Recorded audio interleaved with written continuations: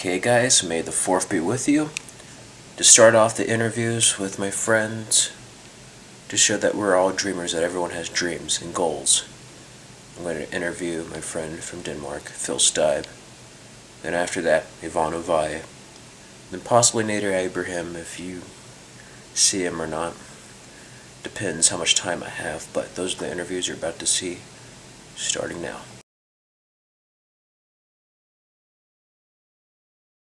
Cool. This is my friend, Phil Stibe. How you doing? I'm doing really good, thank you. That's awesome. Tell us a bit about yourself, like where were you born and... Okay, I'm actually born in Denmark, in Scandinavia, in Europe, other side of the ocean. And I've just been here for 2 semesters now at UT as a radio, television, film student, having the pleasure to meet you, Freddie. And, well, I just want to make film, so that's why I'm here. I'm gonna go back to Denmark to take a master the next 2 years, and then we'll see where I'm going to end up. That's awesome. Now may I ask, what inspired you to get into film in the first place? First of all, I wanted to be a jet pilot, a fighter pilot. Turned out in elementary school at the end of it, where we had to take our healthy test and they measured how high we are and stuff like that, that I was just too high. So that dream cracked, and then I thought, well, I always like to do film, and I think it's cool that it's something tangible. You know, you actually make something that's there forever. You gotta work with a lot of people at the same time. It's mostly fun to make films. It's always different projects, so you know, it's not getting out from 8 to 5 every day, sitting at the same computer doing the same stuff. It's actually exciting. So I think that's why I like it. Plus, I feel I'm a good leader, and I want to be a director, and it's just such a nice honor to be the guy that can lead people that are so talented and put them all together into what we call a film. That's awesome. Now, were there any inspirations, like filmmakers, movies that inspired you? I wouldn't say I'm one of that kind of guys that just knows everything about every film. I do want to say Blow, if I should mention one from America, is my favorite from here, or The Aviator by Martin Scorsese. They all based, both of them are based on true stories, which I think makes it really cool. There's so many true stories out in the reality. We don't need to pay a lot of money for people to come up with stories, and they're both great movies, like just technically great movies. And I know George Young is coming out of jail next year, which is kind of in a way super cool, right? That this great movie has become so big, and now this guy is coming out of jail as, I mean, the character in the movie, Johnny Depp, becomes a real character, a real man once he gets out, and I'm sure Blow is going to get a new hit when that happens. Yeah. Is there any genre that's your favorite? I'm open-minded to every genre. I think because romantic girl movies, teenage movies like Twilight, all that junk, it's not me. It's just too boring for me that I want to sit and watch it. Yeah. Horror movies is probably also a genre that I don't like, because most horror movies are made out from, what you call that, ghosts and all kind of junk that doesn't exist in the real world. What I want to do is make horror movies, if I get to make that genre, that takes the real world. I mean, I don't think you need ghosts and zombies and stuff like that. I think you can use a scene from First World War and just take a battle and take a lot of, whatever they were doing a dark night, not knowing where they were or who was against them. I mean, you can do a horror movie just from reality. You don't need all that other stuff. So would you consider yourself kind of like another Martin Scorsese, Michael Mann, as far as like representing reality inside of a narrative of film? No. And people say, "Oh, Phil, you're a new Steven Spielberg." No. I'm the first Philip Stibe, and probably the only one Philip Stibe. That's how I see myself. I'm not gonna. I mean, I think the cool thing that with me is that I'm not watching that many movies. I'm more focused on making movies, and I think that forces me to also come up with own ideas and styles. I know a lot of movies. You can see Kill Bill. You can see just the suit is taken from earlier fighting movies, and it's cool that all these big guys, Tarantino and Quentin and George Lucas and stuff, they steal, borrow, or whatever they do, get inspiration. Yeah. It's awesome. But I think the less you can do, the more you can come up by yourself, the greater. Yeah, you never know who you're going to inspire out of those original works in the future. No, exactly. And I wouldn't mind people would use my work as an inspiration. I'm just not the guy that looks into a movie and say, "Oh, this is a great thing. I'm gonna take that in my movie. I'm gonna spend a lot of money to get the cover rights to do that." Now, I may ask, what are your goals in the future? I want to be a director, film director. Nobody says you have to do big Hollywood movies, but I'm gonna go to LA this summer to check out how it is in LA. I'm gonna start my own company making educational movies. I'm gonna start out while I'm doing my master, partner up with some friends, and we're just basically gonna do standard educational movies for companies. I think it's a demand for it in Denmark right now, and the goal with that is to get enough equipment within the company and capital so that I can make my own movies. So it's a it's a plan that I will not make movies right after college. It's gonna take maybe 5 years, but then there's gonna be movies, and I'm not gonna have to go out and get funding from the government or from private sectors. I'm gonna be able to do the movie that I want to do. Right. Is there anything you want to be remembered for after you're gone? I know this is kind of like a crazy question, but just like any impact you want to leave on the world. Sure. The movies I want to do, I'm open to every kind of movie, but the one I want to spend most energy and time on would be movies that can both entertain people but also take up relevant issues in society. And I think it could be really cool if it's gonna happen that I take up relevant issue and start some debates and discussions out in the public sphere, and those debates and discussions are gonna turn out to change things. Right. And you know, when you see that change, people will go back and say, you know, it's all started with this film from this film instructor called Philip Stive, and look now, he has changed the belief between poverty and power and etc., all kind of big stuff. So I hope that I'll be remembered for a film instructor that did not just entertain with good movies, but he also actually contributed to society by creating debates, as you know, great artists do with their art. Awesome. Well, thank you. Well, a pleasure. Yeah. See you in the future.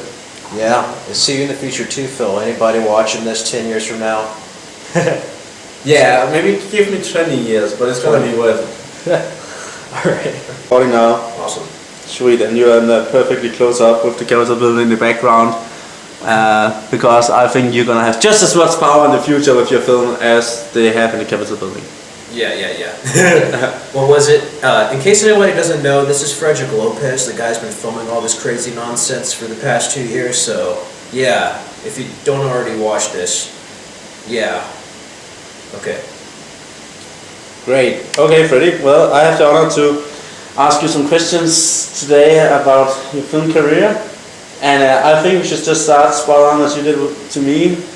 Where, when, why, how come you are interested in making film? Well, let's see. I first was born on February 15th, 1991, and I originally wanted to be, what did I want to be? I had just little expectations. My brother is 15 years older than me, my sister's 20 years older than me. He worked at a Circuit City. I'm like, oh, that would be kind of cool. So I remember in first grade I wrote a little pamphlet saying I wouldn't mind working in the Circuit City someday. Which I'm glad I raised my expectations as far as goals, because that place is closed now. Second of all, let's see. It was probably after I wanted to be an actor a little bit, but it was when I used to watch Star Wars. That inspired me, but what really inspired me, and this is going to sound odd, I must have been like the most messed up 8-year-old kid. It was in 98-99 when I first saw Saturday Night Fever with John Travolta and the Mad Max trilogy. That's when I kind of started wanting to be in movies and like make movies like that. And I used to watch like every Arnold Schwarzenegger film, Mel Gibson. I used to watch like all the Lethal Weapons, Die Hards, RoboCop.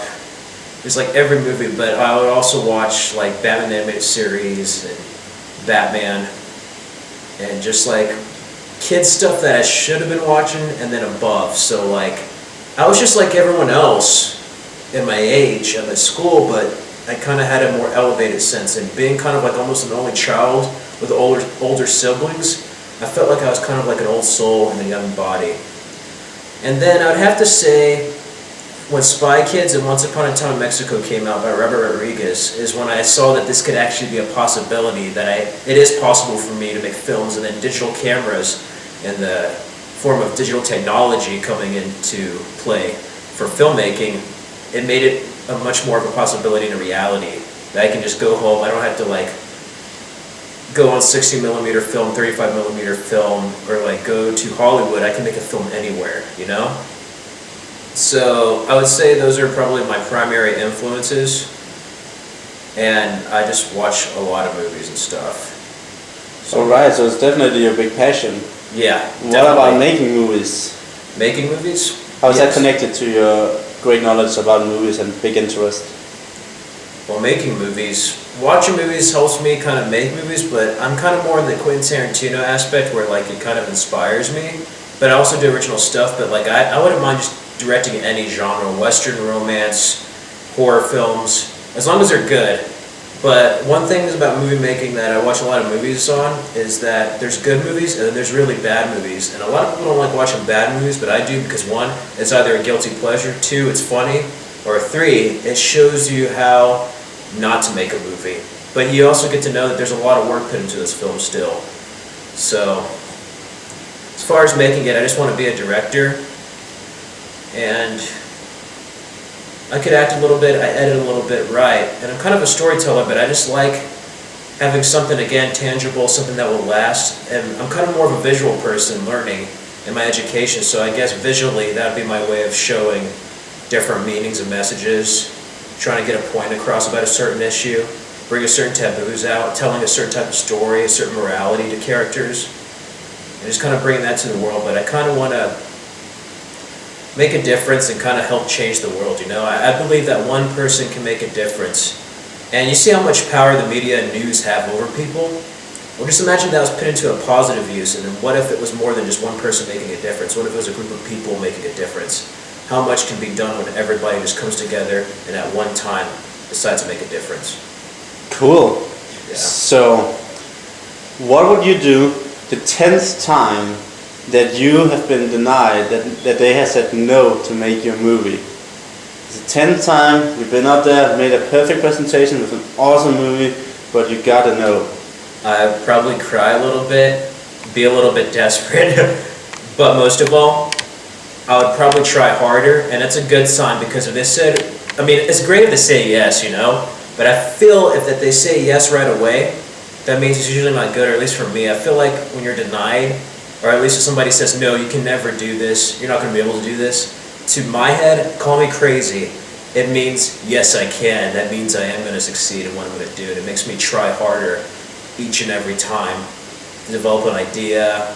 And, you know, I kind of have a belief that things happen for a reason, so at that time, you know, it may not happen. I mean, like, Batman, 1989 Batman, I know it's a lot about Batman today, but that was in production hell for 10 years, and no studio wanted that.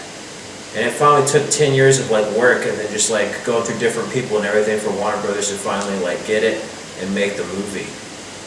So, like, sometimes it's just part of the process, but if you just keep on trying and never give up, I feel that's going to all work out in the end.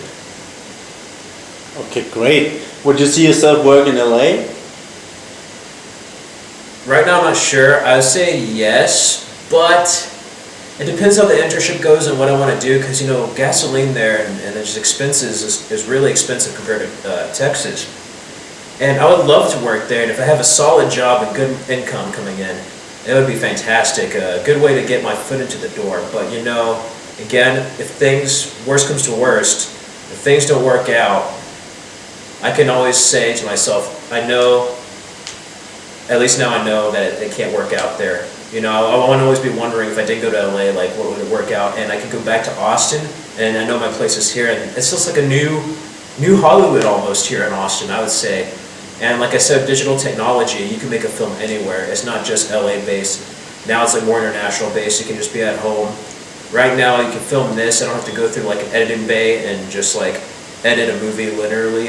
It would just be filming this with a camcorder, taking 30 minutes to upload it, edit it, and add it, and then put it up on YouTube, and then there you go. And you have yourself a little interview right now. So just take a little bit more time and work. You can do that with a film, I feel. Right, exactly. Now, let's say you make it in Hollywood Yes. and you become big. Now here's two options. What would you choose? Would you either choose to get an award, big awards, but for a crappy movie, or would you choose not to get an award but have made a good movie? Not to get an award for a great movie. Awards are good, but I have a feeling I make an ass out of myself. Because then I'd be like, yes, thank you for this award, it's great. And then people say it's crap, and then in an interview I'd be like, yeah, I got an award, I'm very thankful, but you know, I just don't know. And then the interview would be like, when did you know this movie wasn't very good when you were directing it? And I'm like, oh, the script was crap, you know. So I knew from then when the script was crap, there was going to be a bad movie, but I went ahead and made it anyway, you know. But no, good movies don't get awards, but you know, just it's not about winning or losing at that point. It's about being honored, and to me, that is still winning, you know. I mean, after all, about 20 years ago, almost in '94, or is it '95? Almost 20 years in the Oscars. I thought Forrest Gump was a great movie, but it also beat out two other movies that year called Shawshank Redemption and Pulp Fiction, and those are regarded. Shawshank is regarded as the #1 best movie of all time, with Citizen Kane and Godfather practically. I mean, it's really high up on the list on IMDb. I don't know if it's #2 or 1. They always kind of fluctuate between that, Citizen Kane and Godfather, but you know, good movies don't get awards sometimes. Peter O'Toole's a great actor, never won an Academy Award. True. All right, Freddie. Last question. Yes. Think hard about this one. If you could choose any actor in the world, what female actor would you prefer to work with? Emma Watson. Okay. Thank you very much, Freddie. Yes. Enjoy. Okay, guys. It is May 6th, the day after Cinco de Mayo. Grew a really long beard, need to shave, but was going to surprise Yvonne for an interview in his room, but then heard no, he's in the piano room thinking by himself, so what am I going to do?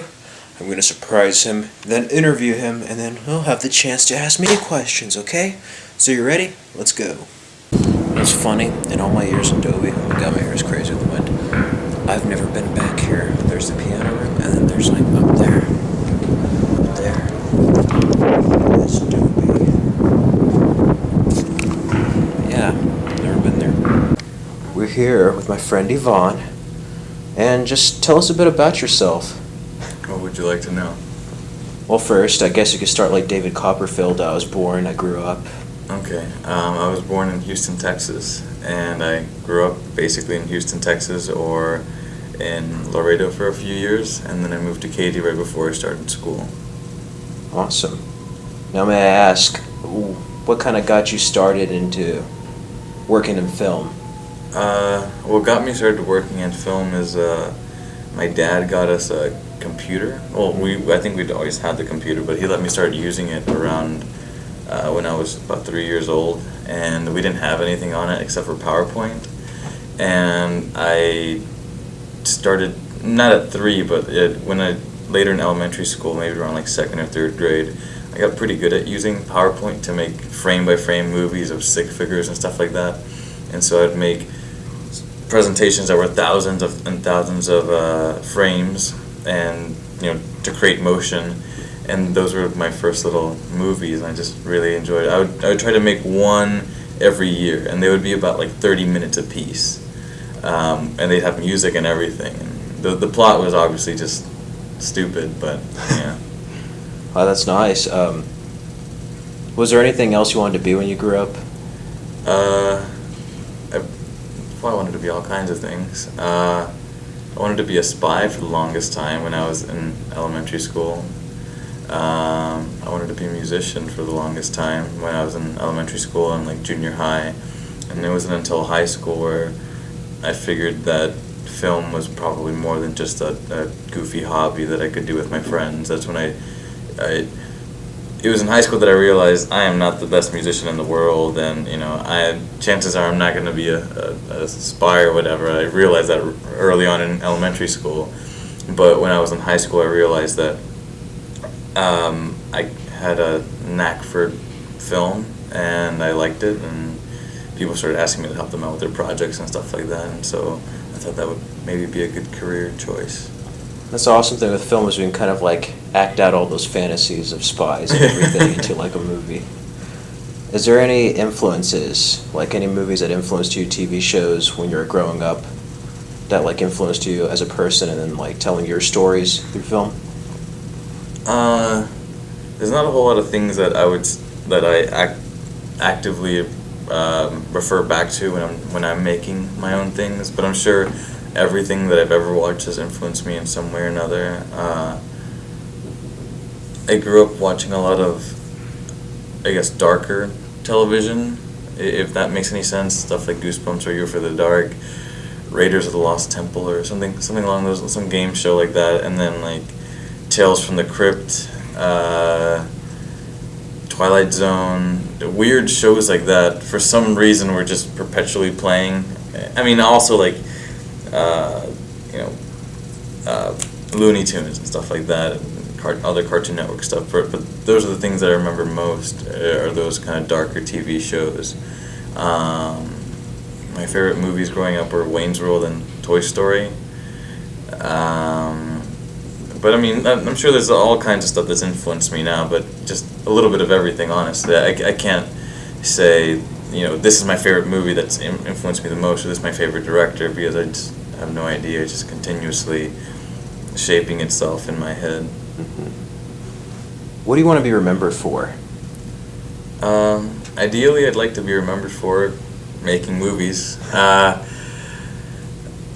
don't know where my trajectory is heading at the moment, but just something related to film, or just being remembered is enough, like in a good way. I don't want to be like the guy who burnt down Paramount Studios, like, but just to be remembered for some kind of cinematic accomplishment of any kind is good enough, I think. Now, you're going to go to the UTLA program in the fall, is that right? Yeah. How do you feel about that? I have mixed feelings about it. I feel like LA in a lot of ways represents old film. Like when I think of LA film, I can't help but think of like a man in a business suit. Whereas here in Austin, there's a lot of new things that are popping up and growing, and it's an exciting time to be a filmmaker in Austin. And so I have a lot of mixed feelings as to whether or not I'll come back or where that'll lead. But it should be interesting. I've never been to California. I've never been anywhere near the West Coast, and we'll see how things play out. Awesome. Now, is there any type of genre you would like to bring onto film, if any? I know there's like a whole bunch of genres, but do you have like a particular favorite genre? I don't have a favorite genre. I don't like sci-fi movies. I don't like... It's not that I don't like them, I just tend to not like sci-fi movies. I tend to not like fantasy movies. I tend to not like animated movies. I tend to like films that could actually happen in real life. For example, in horror films, stuff that involve like ghosts and spirits and demons and stuff like that, I have a hard time connecting to, because I don't know, that's something that is a bit more outlandish than something like Michael Myers. Although it does have its weird demonic thing, it's something that could very easily happen. A guy walking around killing people with a knife. It's a really easy premise, and so it's easier to be afraid of. But really, just films that are based in reality, something that could happen, are the films that I like to make, or that I'd like to make. Now, this is just for kicks, but do you consider yourself a genius? No. I in no way consider myself a genius. I'm just as clueless as everybody else in RTF, I guess. We're all equally... It's all just a perpetual learning process. I'm no smarter than anyone else. I'm no better filmmaker than anyone else. If anything, I think I'm a worse filmmaker than a lot of people, because I just kind of wing it a lot of the time, and sometimes it works and sometimes it doesn't. But I've learned a lot of things over the course of my time being here, and if somebody likes my work, then I'm very happy for it, and if somebody doesn't, then it's something that I can learn from. Any advice you would give to future filmmakers that go through film school, or just like make films in general? Advice for future filmmakers. I mean, I don't think anyone should take my advice, because like I don't see myself as an authority on things. Like I am of the same level as any, young filmmaker. But if I had to give someone advice, it would probably be to focus on the story first, no matter how weird or outlandish it is to first write down the story and not worry about the limitations. Because a lot that you see a lot of films that people make in college is, college student that lives in a college life and because people don't let themselves branch out, because first they think of the resources they have. Like that, you have to start off with just a cool story. It doesn't matter if it's set in like Nazi Germany or if it's set in like the future or whatever. First you just have to write the story, and by the end of it, you'll be in love with that story if it's a good story, and you'll force yourself to figure out a way to make it. So if it is in Nazi Germany, you'll figure out a way of getting the costumes and the props and the this and the that. Or if it's set in the 1920s, then you'll figure out a way of making it happen. But if you limit your ideas to what resources you think you have, then I don't know, I feel like a lot of times that yields some boring stories. Cool. And then, I may have already gotten this. Did I already get, like, your goals? My goals, I don't know what my goals are. Film is a very, just kind of, being a filmmaker is kind of like being dropped into the middle of the ocean. And so you don't really know if you're going left or right or up or down, or if you're, But in terms of where I'm going, where I'd like to go, ideally I'd like to, write and direct my own films at a big studio of some sort, but I don't know what that's like yet. And if it were to happen, then maybe I'd love it, maybe I'd hate it, and maybe, I really don't know. I'm down for anything.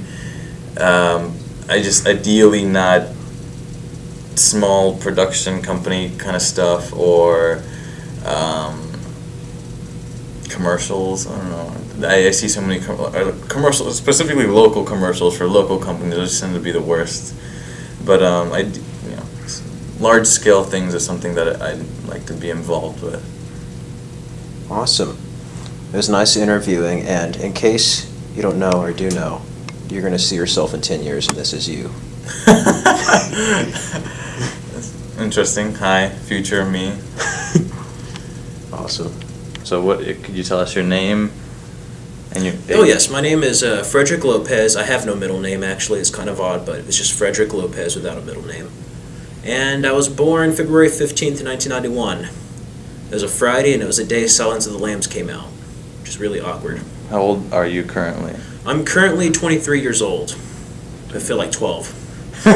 Why do you say that? Why do you say that you feel like you're 12? Well, it's strange. I feel younger, but like older, but like I just have like a wild imagination, and then I'm like one of the few college students who like drinks a soda or gets a candy and like gets hyper like a little kid, and just like, okay, calm down, Fred, calm down. I'm like, okay.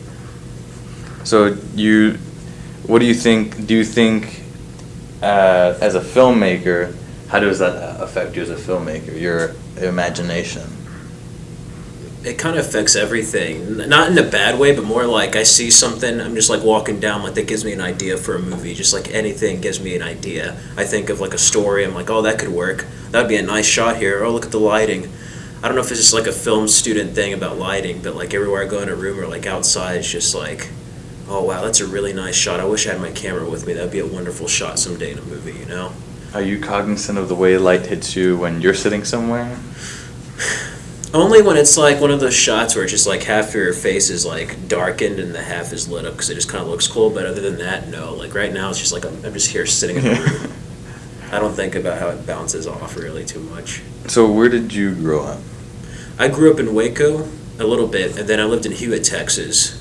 And I went to school in Doris Miller Elementary as a Montessori school, and then Lake Waco for about 9 years. And then I guess around, 2000 to 2001, it was like in between, I moved to Round Rock, Texas, and lived there for 4 years. And then in 2004, moved down to Kingsville, Texas, which is like an hour away from Corpus Christi down south. And I was there for 6 years.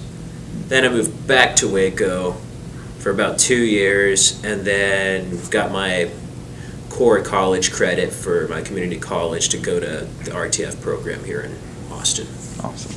And how do you think all that moving around like affected you? The first time was horrible. The first time was just like, oh man, I've never been. I like like you're growing up. You think you're gonna be in the same house forever and everything, and it's just like a white picket fence, just like 1950s sitcom. You're like Leave It to Beaver, and then you just like move, and it's just like your whole world's kind of shaken. But it's kind of a good thing because you realize that in your own little area, that's not the whole world. There's like more to the world than your own little environment. And moving was better for me than it was for my parents because we moved in a neighborhood with a lot of kids. So like yeah, it was better for me than but that move was good. But the second move after that was just a little bit worse because it was unexpected. We weren't supposed to move. It was for my dad's job, and I moved from basically like the Austin area, like basically suburbs, to like almost city, to like nothing. It was just like the only store we had in Kingsville was like a Walmart, and that was it. How do you think being in such a barren place affected you as a filmmaker? Did it kind of force you to... I'd tell you one thing. It forced me to kind of get my movie ideas down to earth and make it more grounded. Because beforehand I had like ideas with like machines and stuff, and it was like Terminator, superheroes and everything. And then moving down south, I had to think like, what ideas can I have here? I thought of like post-apocalyptic stuff like Mad Max, but then I kind of thought more of kind of like Quentin Tarantino, Robert Rodriguez type of stuff.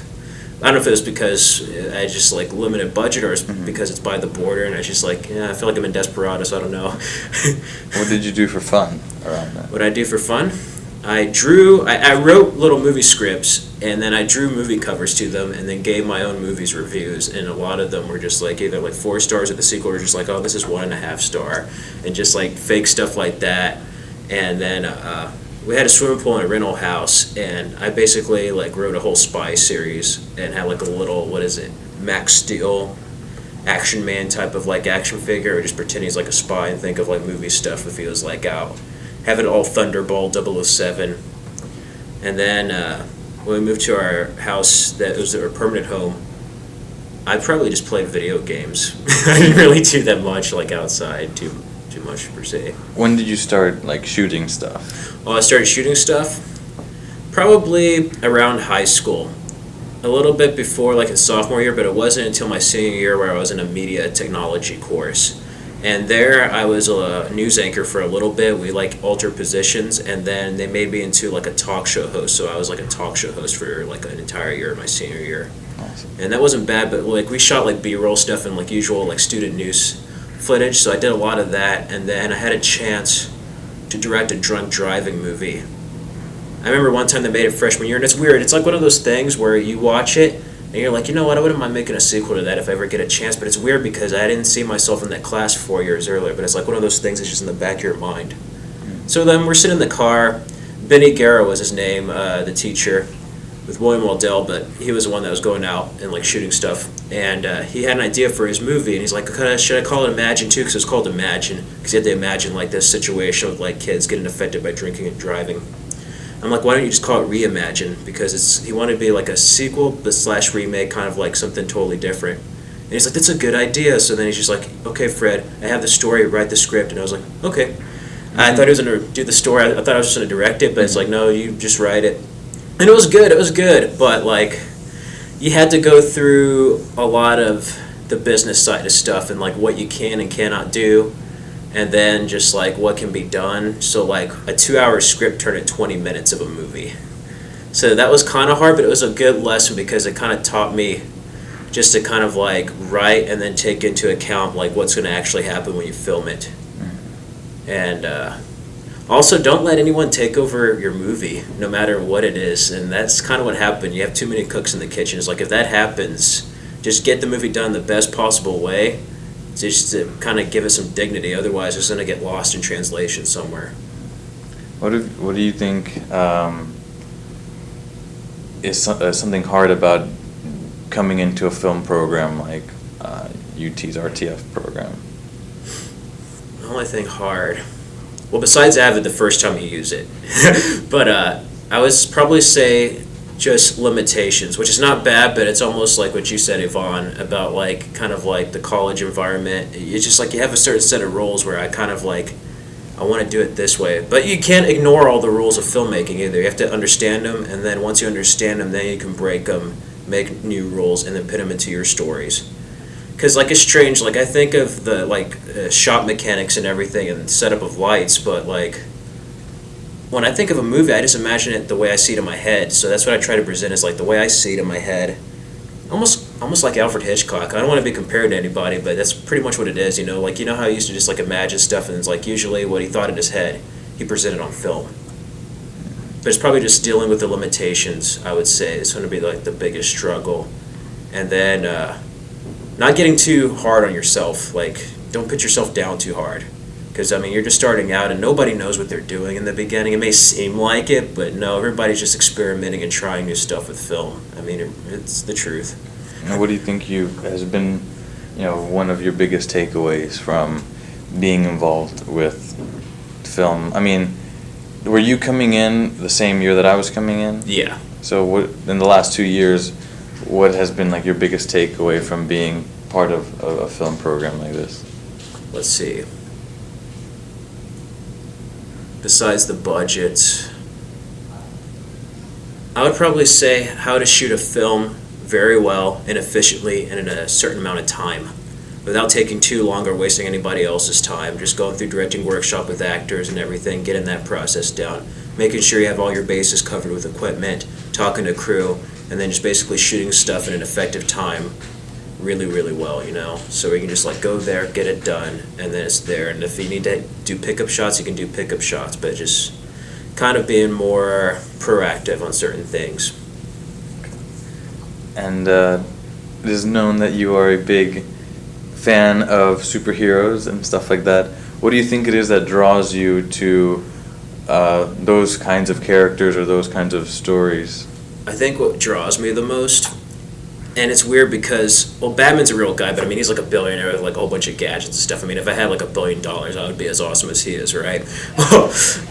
I think what draws me is despite all their powers and how far away they are from reality, they represent what's best, like an ideal human being, what's the best in mankind. Each and every individual superhero, Wonder Woman, Green Lantern, Spider-Man, all of them, they deal with struggles of the world, but yet have a certain morality and a certain code that like represents what humanity could be, the best of what humanity could be.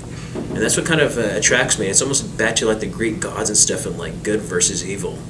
It's not necessarily that they can like fly and there's like crazy action scenes. It's more of the psychological element of like the hero and villain that kind of draws me towards them. Speaking, I guess, along the terms of morality and stuff like that, there's many times that I've seen you around campus with your camera, and as recently I saw you at a party shooting. Oh yeah. And I know you don't drink, I know you don't smoke, and so when you're behind the lens of a camera, what's it like to kind of almost as a third person observe this weird college experience? I feel like an alien with and without the camera, believe it or not.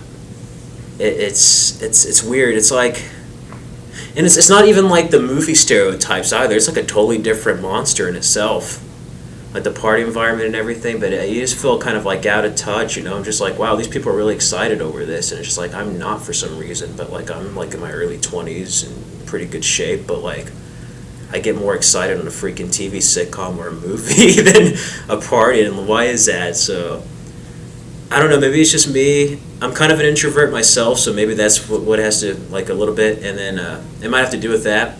And the fact that with my imagination, the bad thing about having a crazy imagination and think of movie scenes is I get to daydream a lot, and like I can get lost and just like thinking of a movie. And that's one of my greatest fears, guys. If you have an idea, write it down, get into something tangible and something real, because if you just let it keep on building up, 20 years you're going to be like, yeah, I have this great movie idea, but it's going to still be on the drawing board and nothing's going to come out of it. You're not going to make it into a film, not even a short, not even a comic book or storyboards. It's just going to be like in your head.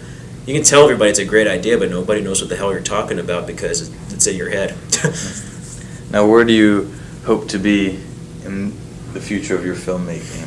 Future of my filmmaking? Well, first, I hope to have a steady job, a steady income where I could actually take care of myself really well.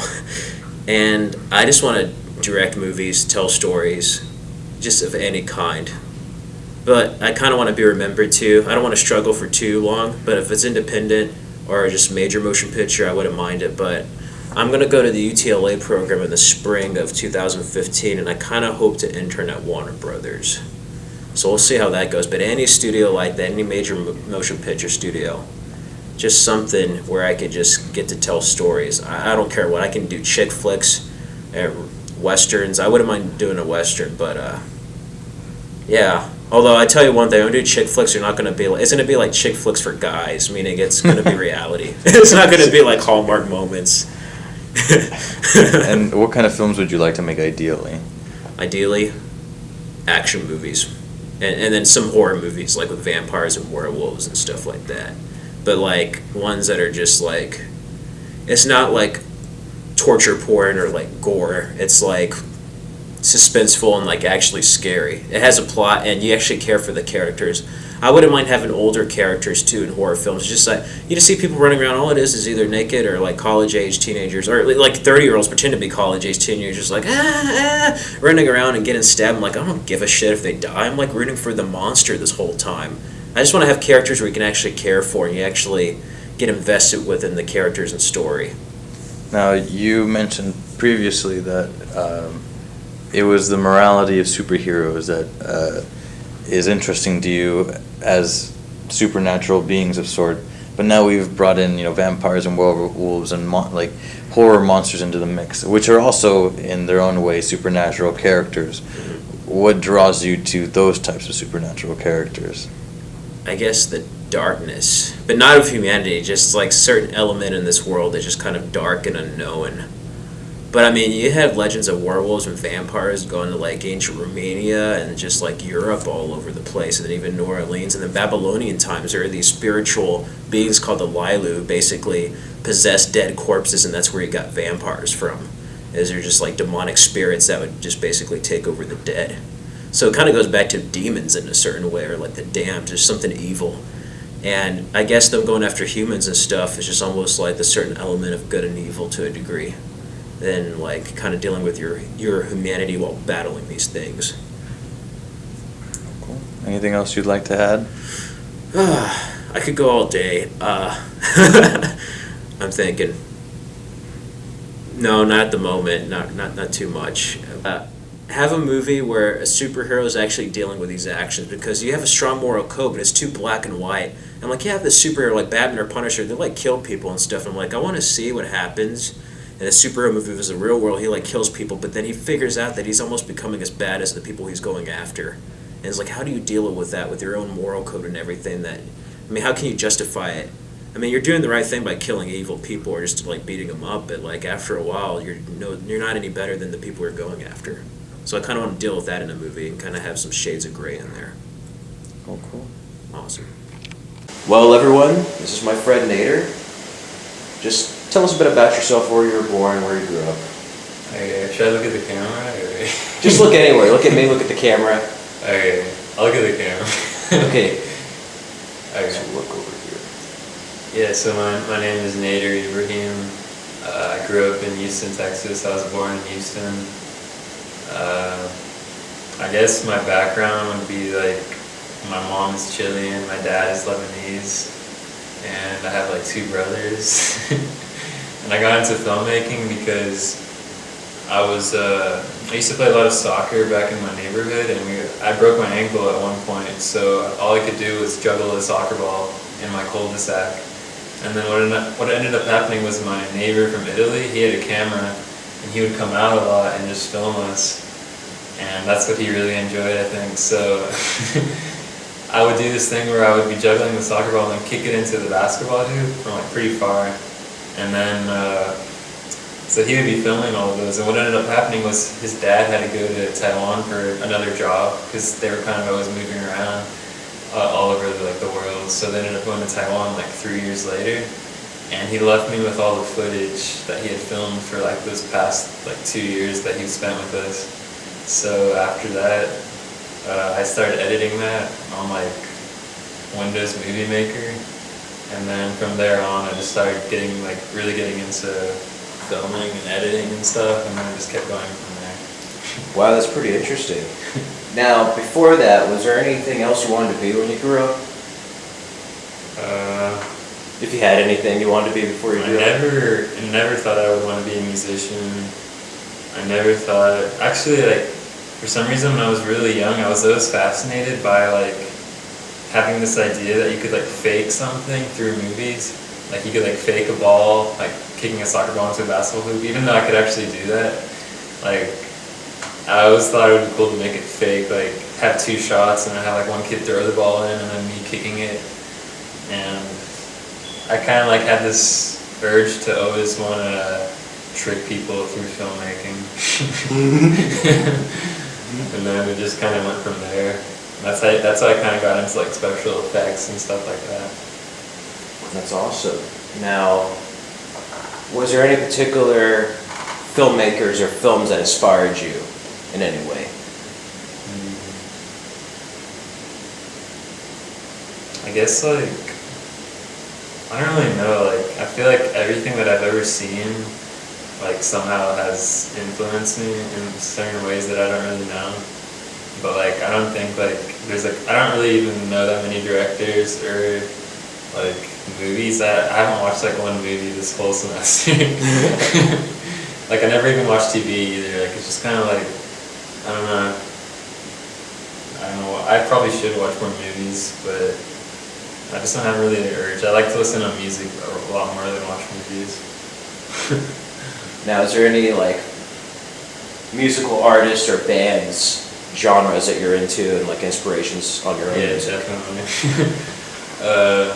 I think my biggest inspiration would be like João Gilberto, he's from Brazil, and then Mac DeMarco, Real Estate, Tame Impala, Antonio Carlos Jobim. Just like all these guys that just make like some of the best music with guitar.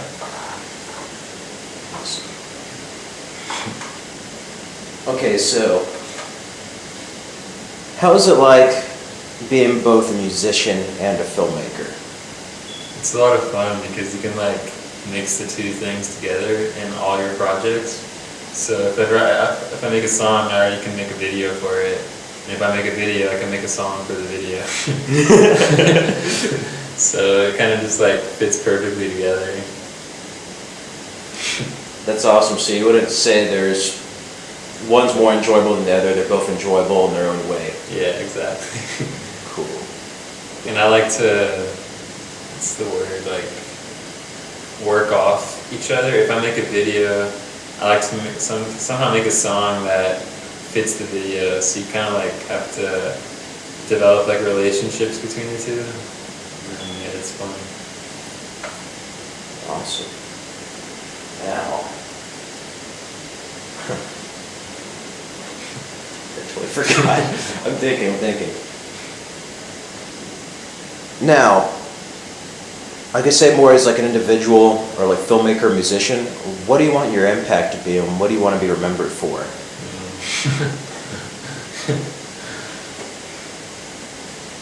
I don't know, I've thought about that a lot, and sometimes I don't know if it's just my ego and how like I want to be like popular like with music and stuff, and like, or with my movies, or if I want a lot of people to like my stuff. But sometimes I feel like that's not the right way to go. Like you should be making it not for yourself, but like it should just be made because you love it. And I think if you make it and you love it, the other people will like love it because it's like from your core of yourself. So it's like, I think everyone's kind of the same, like deep down. So if you make something that comes from like your heart, someone else can relate with that. Because we're all the same, I think, deep down. Is there any goals are there any goals you have, like in like music or film or both, or just like as a person? I guess my goal in music would be to get as good as I can at like expressing myself through the music. So like, and do it in a way that sounds really good.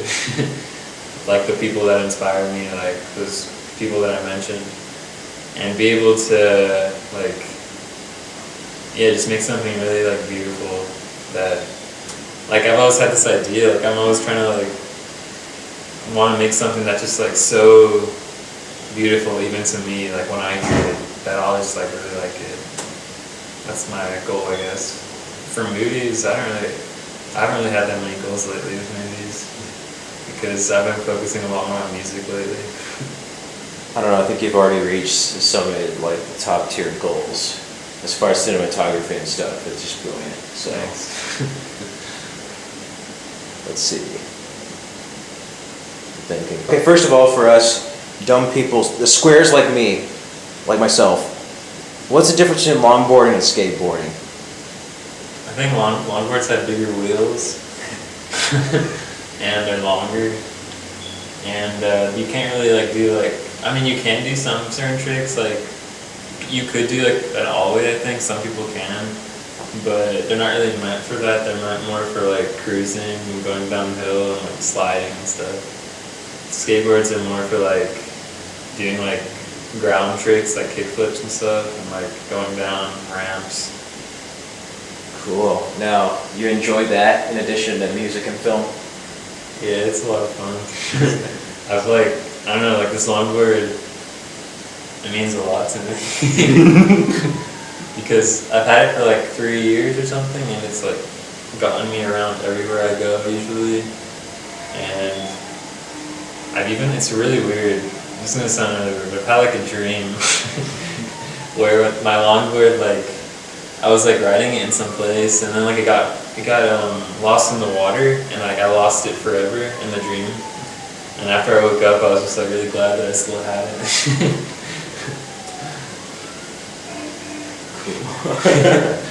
Just a perfect shot there, because like you're just looking at the board.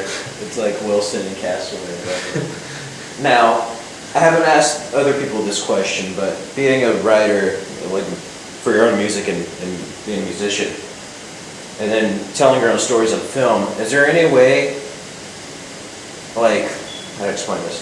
Do you ever get writer's block?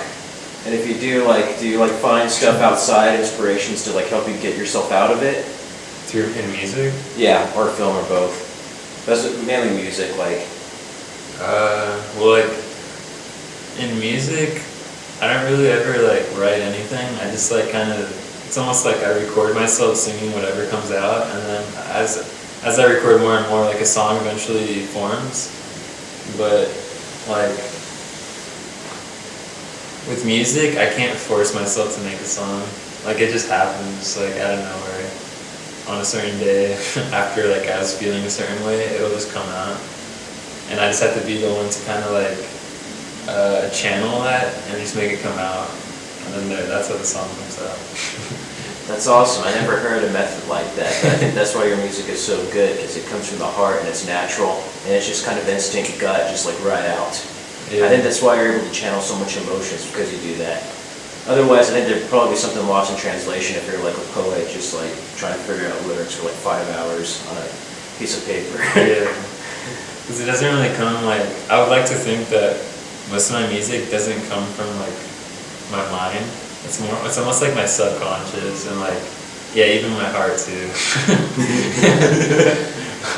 But like writing the song, I feel like or like making the song, it comes more, I think, from my subconscious, and like it's just like feelings and stuff that you can't really, it's hard to convey through like talking, but for some reason through singing you can convey certain emotions that are like held within you. Cool. Now, I heard a little bit of this during your concerts, and then like off camera, knowing you in class and stuff.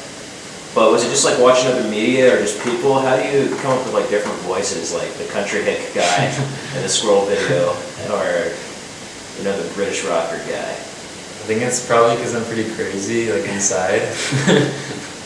So, like, yeah, it's just kind of like being like a little kid or something. Okay, I'm thinking of what else. Okay, yeah. In case anybody hasn't seen it, you can check Nader's Vimeo page. But I was just asking, what are the inspirations for your early films, Mind of Assassin and The Berlin Wall? I just wanted to make an action movie. Well, like the Berlin Wall, that was for a class, so I had to make that. But the Mind of an Assassin, that was just like purely to have fun with like violence, like the joking kind of, like it's not like real or anything. But now that I look back at it, I didn't really like it that much, but it was fun at the time. I don't know, it's kind of amazing looking at your own work. With anybody, it's like really good at the time, But you see how much you've progressed and how much you've improved over time when you look back at your older work, and you're just like, Yeah. wow, I kind of wish the present me would be able to go back in the past and just add a few new tricks I've learned over the years, you know? But I asked Yvonne this. Okay, I don't know if you're able to, let's see, is there any advice you would give to like future filmmakers coming into film school, or like young musicians who are just trying to make it? Well, I haven't really made it either. But if I had to give some advice, I guess, to like high schoolers or people like younger than me, it would be to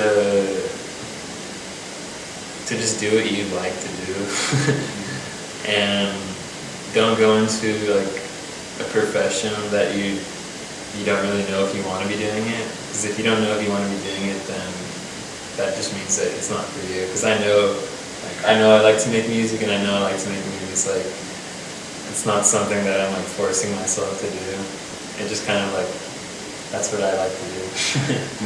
So for people who are like thinking that, when you're thinking you might like something, like, it usually isn't gonna be what you like. You'll know if you really want to do something, or if you don't want to do something. Exactly. Now, is there any upcoming projects you have as far as film or like music? Any new songs coming out? I do have I'm working on a new album. Awesome. And hopefully we might be recording it this Saturday, actually. Oh wow. Yeah. And for movies,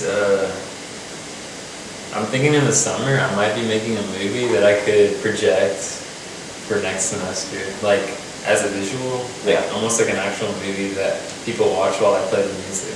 Oh. So I'm thinking of actually making that story or whatever, and having my songs like guide the story. Yeah. That sounds awesome. That's old. It might be a silent film, and then I'll just have music when we play and stuff. I don't know. Yeah. Postmodernism there. Let's see. Okay, this is a regular Renaissance man over here. I'm going to call you that, Nader. And you can listen to his band Nader in the Trees and see his films on Vimeo. But real quick, 10 years from now, you're going to be looking back at this face. How do you feel? I don't even know if I'm going to be alive in 10 more years. But I guess if I had to tell that person something, it would be to let yourself just be, and don't think too much. Because a lot of times when you think too much, you waste your life, I think, in your mind, and you're not really in reality. And I don't know, just come back to yourself. Awesome. That was Nader, everyone, and he's going to ask me some questions next. Okay, what inspired you to make this documentary? What inspired me to make this documentary? Well, what inspired me to make From Dreamer to Director, I kind of went over it the first chapter, but I think lately it's George Lucas and Steven Spielberg. You hear about their short films they made in like UCLA and stuff like that. And I was just kind of interested to see how a person got to who they end up being like a film director. And like there had to be a step from just being like an average Joe all the way to like a famous film director. So like Steven Spielberg, I mean, of course you're yourself or an individual and nothing's going to change you over time, but like you get to see how their experiences kind of like transform them in a certain way in their craft, and then as an individual as they get older. And I kind of wanted to show that process, and I kind of compare it. I know I talk about Batman a lot since the Batman cat, but like Bruce Wayne, it's almost like how Batman Begins was. Like in the earlier Batman movies, it's like you know the origin of Bruce Wayne, his parents get shot, and then he's Batman. But I kind of want to take the Batman Begins route and show that there's actually further levels that make a person into a certain individual, you know? So I want to show like me before I was a famous filmmaker or just a filmmaker. You could kind of say I'm a filmmaker now, but I'm just like an undergraduate film student right now. So I just kind of wanted to show me just with all these ideas and dreams and just kind of like show my whole experience in becoming a filmmaker, graduating college. And not many people get to see that. I wanted to show all the ups and downs, like my good points and bad points, because let's face it, in life, there's no such thing as just like one good point or just one bad point. It goes up and down the whole time, and I really wanted to show that.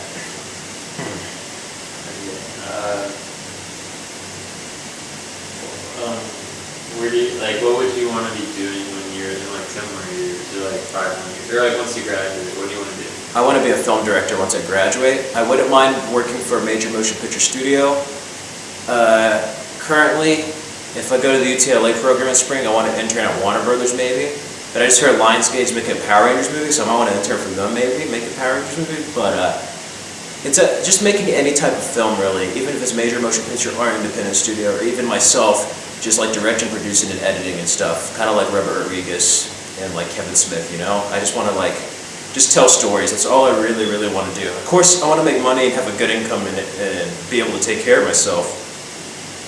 But as I said in like the previous interviews, I just want to make movies, and even if it's like chick flicks, action movies, horror movies, just any type of movie, even dramas. I could do comedies, but I have a hard time finding a way to do a comedy right, because like I'm funny in real life and really humorous and have a sense of humor, but when it comes to like writing a script and something like fiction, I just can't write something funny. Either that or it's funny to me and it's really dark and morbid to other people.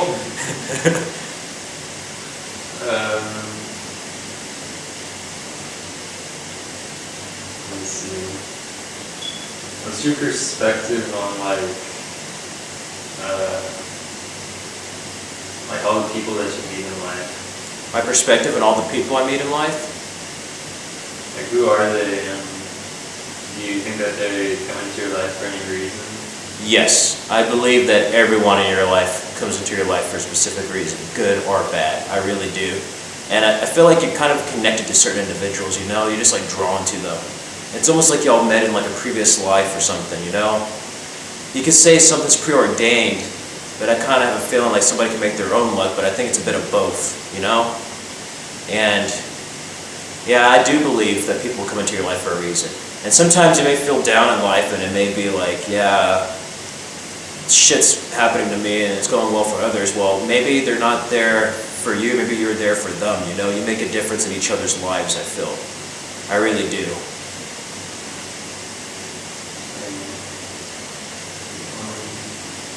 I'm not bad anymore. You can ask me anything else if you want, like nothing, Phil, just anything, as long as it's appropriate. How many times do you go to the restroom for that?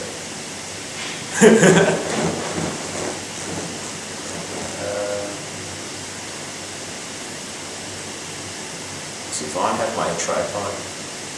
Huh? Just ask, does Yvonne have my tripod? This is one of my tripod. I think Yvonne does have her tripod, Nader. I'm not sure yet. We can go check in a minute. Wait, you want to go check? You want to? Yeah, you want to go see Yvonne? I can check. You want to knock on his door? I want to text, see if he's available. You know what? I'm going to keep on filming this. Then you're going to follow. We're going to follow each other to the camera. Yvonne. Okay.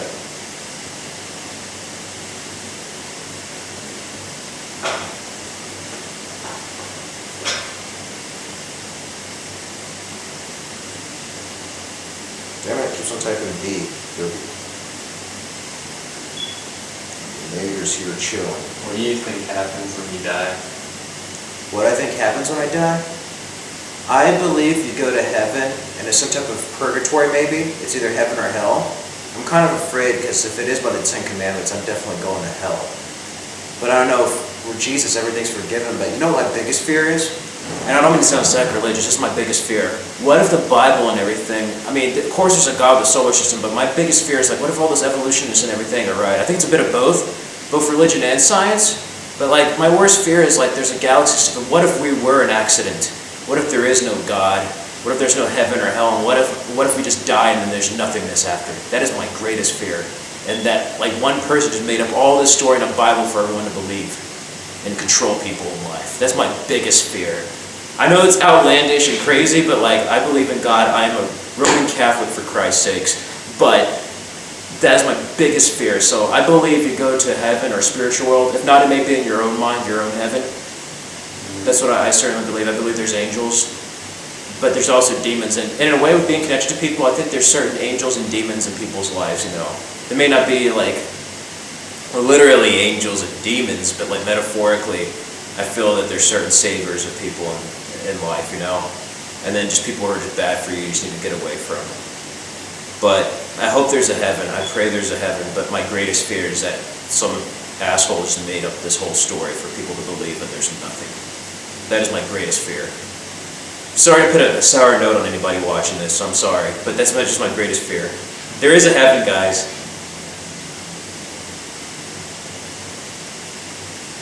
That got deep. Nader's here chilling.